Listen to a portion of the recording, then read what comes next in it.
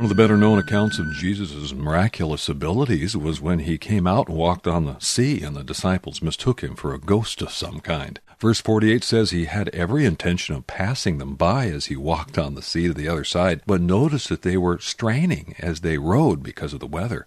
I find it interesting that for Jesus it was not a big deal to cross over, but we're often limited by our lack of faith and end up doing things the hard way compared to how Jesus spiritually walked out his life. Living in the flesh seems to be a stumbling block for our minds to comprehend the reality of walking in the Spirit. If our spirit resides in the confines of our human body, is our fleshly structure summoned by the Spirit, or does the flesh dictate the rules by which we live by through only allowing us to see the world with carnal eyes? If we think of the body as a glove that covers the spirit, then we might better understand how Jesus did not allow the body to dictate to the Spirit, but rather the body was a mere instrument that was only allowed to do the will of the Spirit for a higher purpose. James 2:26 says that the body is dead without the Spirit, but we know that the Spirit is not dead without the body. Therefore, which should be more prevalent?